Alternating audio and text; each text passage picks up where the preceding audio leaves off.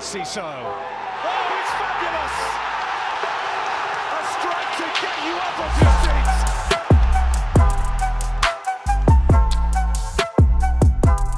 Hello and welcome to Seagulls Social. This is the Fulham at home match preview, and I'm joined by Jack Albion. How are you, mate? You good? Yeah, I'm good. Ben is still missing in action. He is. He's. I don't know if I'm meant to be. I don't know if we're meant to say this on the pod, but I'm going to do it anyway. He's going on a hot date tonight.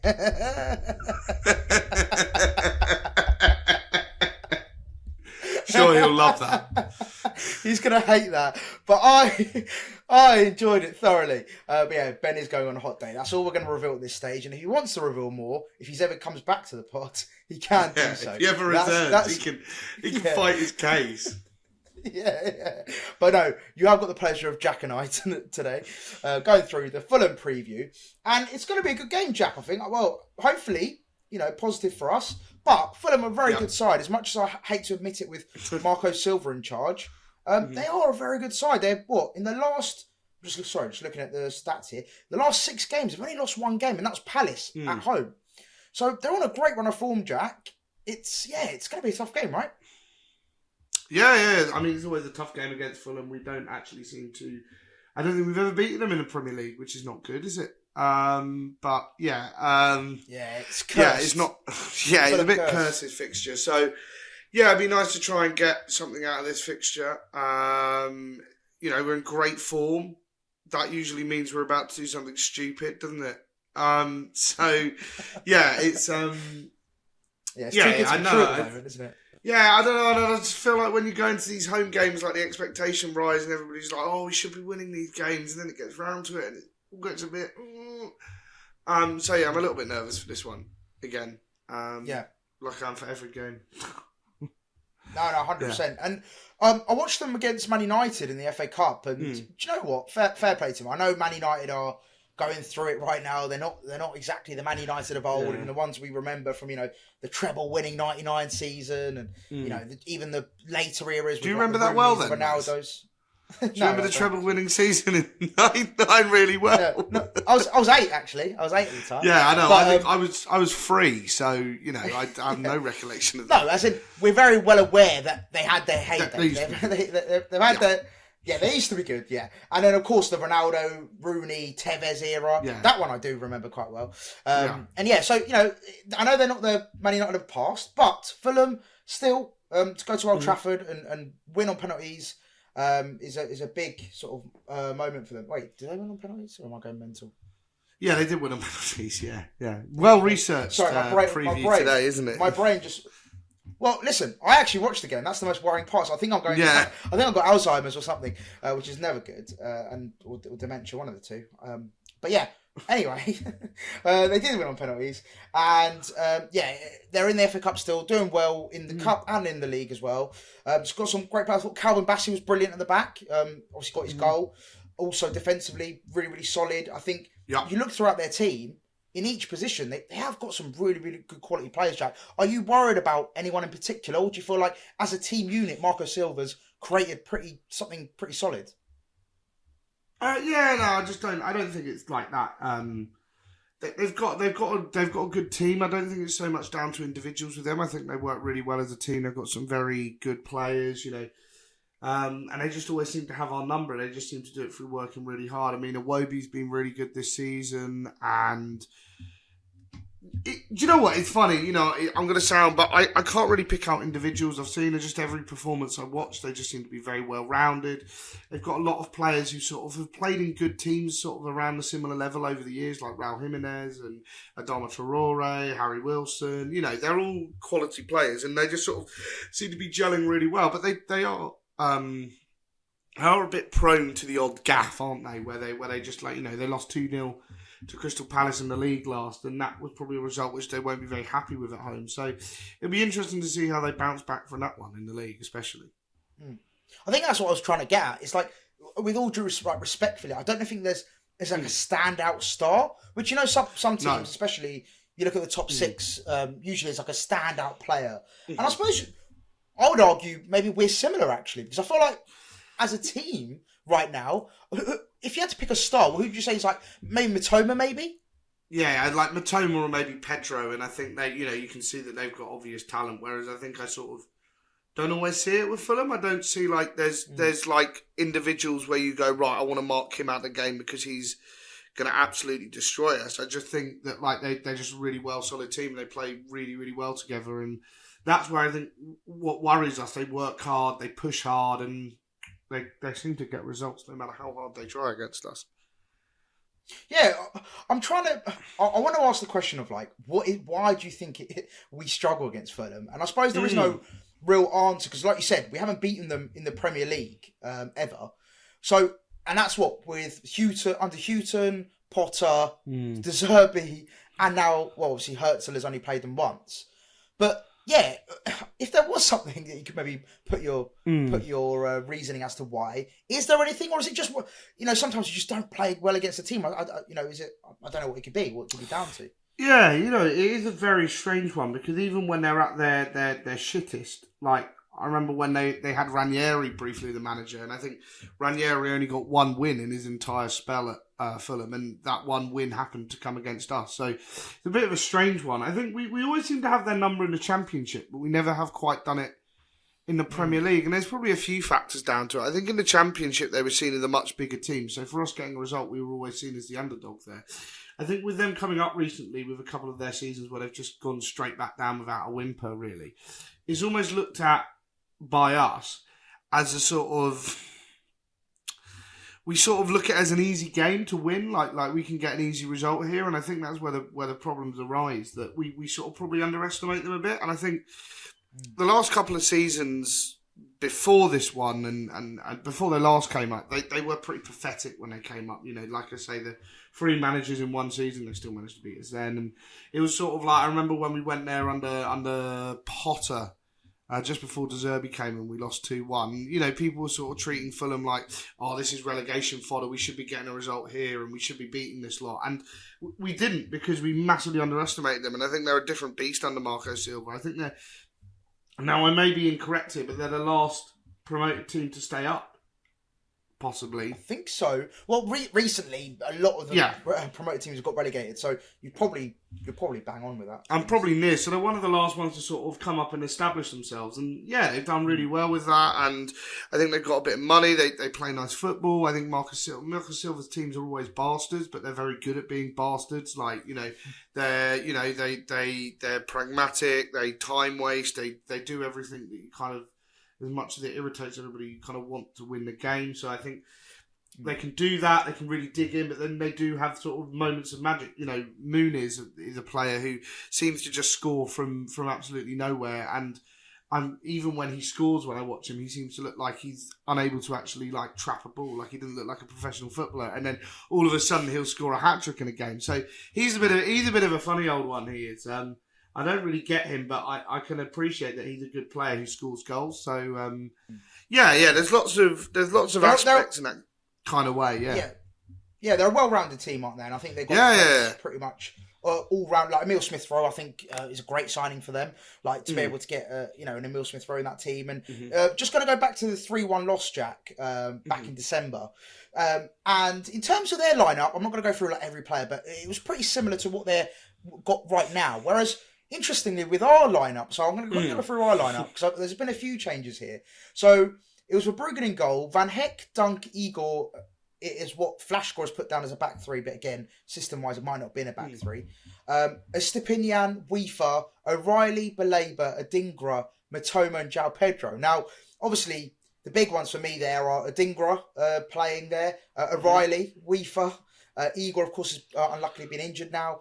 And of course, Estepinian was out for a while, but he has come back into the starting 11, and you'd anticipate him to do the same. What do you think? Do you feel like now with this lineup we've got now, which we've been pretty consistent now for the last 3 or 4 games, where do you see the biggest differences? Obviously, O'Reilly, Weaver, Adingra, and I suppose Igor were the big sort of absentees from that 3-1 loss. What do you think the biggest differences are now to this current 11? Yeah, that's a very interesting question, Maz. sometimes we do say interesting stuff on here. I don't know. Yeah, it's a funny one. I think the Fulham game was one of Hösler's sort of big, and obviously he went through this bad spell, and more and more people started to get a few doubts and worry a little bit, and it's. For me, I think that was one of the first red flags with some of the stuff he did. I think he set us up completely wrong. He changed too much. He sort of came into this game and went, right, I'm going to reinvent the wheel. And I don't know whether this was the typical, foreign manager coming into the Premier League and completely shitting themselves when they come across 2 games in a week, and definitely gave that vibe to me. But yeah, I don't know. I think we've definitely found more of a style. I don't think we'll be dicking around with a back 3 anymore. I think that was just ridiculous. It just didn't work. And I think probably one of the biggest complaints from that game against Fulham was it took him far too long to change out of the back 3. I think Adingra seems to have gone very quiet. A very, very good player. And I think Minty's really coming to his own now. He's up for just another. He's up for PFA Player of the Month, which would be. I don't think he'll win it because these polls are just always rigged in favour of top 6 clubs. But he's had a great month, so no, for sure. All credit to him. I think he's really solidified his place down. He's defensive. Adingra played like a wing back in that game, and he really struggled. Whereas Minter definitely has more qualities on that front with that. So I think it's a very different team. It's a lot more. I think we looked to win the game. We looked a bit open at times. We sort of ignored players. We also did a stupid pass to give away the first goal. I remember that very clearly. Literally as I got in my seat, that went in. So 4 minutes in. Yeah, it wasn't ideal. So hopefully we're a much different team, and we'll look at this game. We'll set up differently and not set up the same. But we played a good game for a fair bit, and then got an equaliser through Carlos Baliba. So maybe if we just stick to that a little bit more. I think to give my sort of angle on it, was my opinion on it.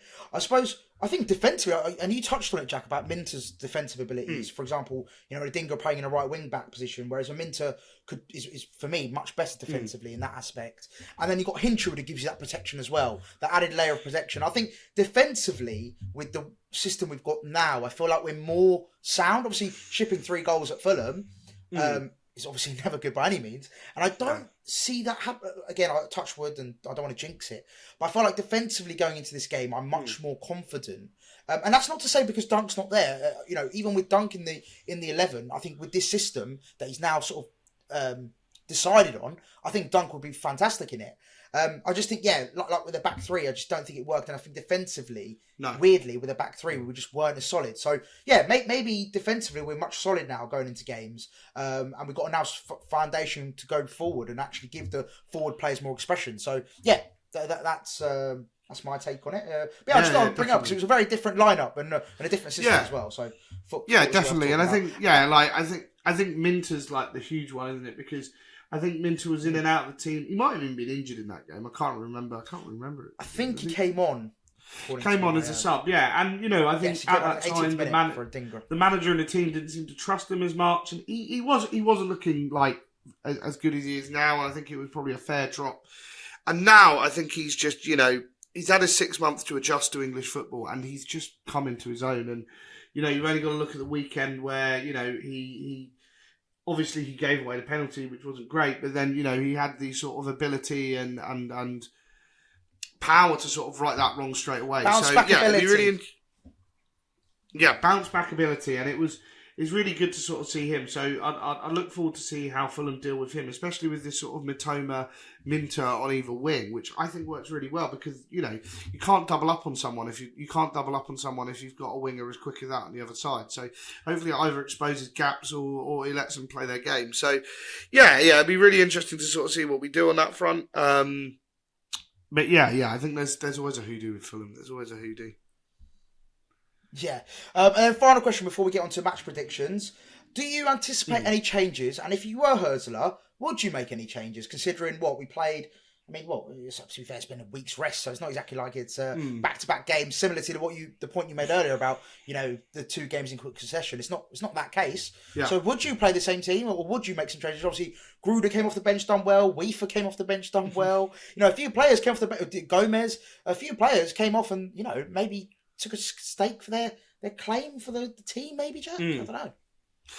Well, I think this is much like I discussed previously about the Fulham game. Don't try and reinvent the wheel because we're playing Fulham. Just go out and play our game, and I'd really like to see us do that. I wouldn't make any changes personally. I think we've got a pretty solid 11. I could maybe substitute Welbeck for Pedro after the weekend, but we both played 120 minutes in the last week, so that should be not a problem. And on the same day as well, they were a couple of hours later, but I don't think there's much in that. And it'll just be, it's just a case of keep the same 11, don't try and reinvent the wheel, play with all the ability we do. Yeah, I can't be changing anything. I wouldn't want to see anything change.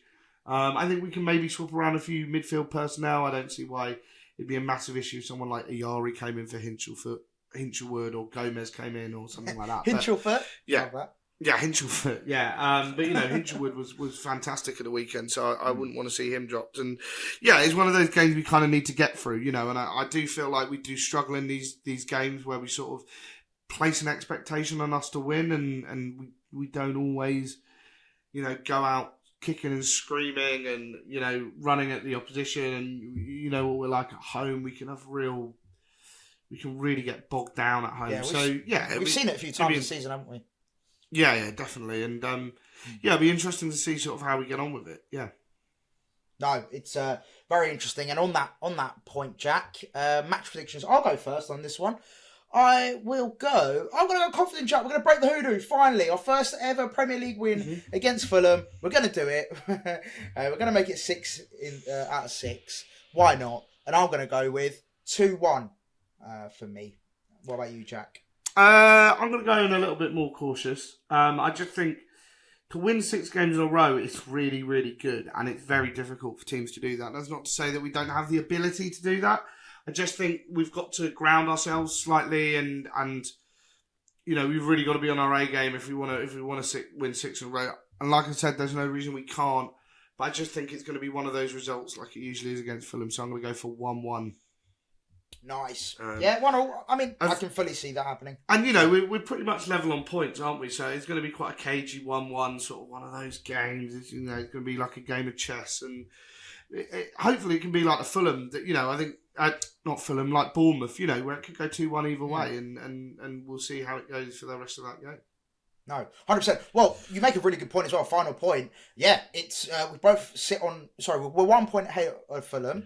But with a win, depending on results, of course, we could get, in that Europa League spot and just outside the top 4. So, yeah, it's a big game, huge game. Hopefully goes in our favour. But, yeah, Fulham are a good side, so it's not going to be straightforward. And, I think there's going to be goals. I think it's going to be a tough game, and hopefully we can break the hoodoo, Jack. We can break the Fulham curse, and we can get a nice win at home. But, yeah, without further ado, Jack, thank you so much for jumping on as per usual. Hopefully we'll find out from Ben how his date goes tonight. And he'll be back post Fulham, hopefully. So, yeah, make sure to like, comment and subscribe. And if you're listening on Spotify and Apple, please do leave us a review. It's much appreciated. And we shall see you for post Fulham. Peace.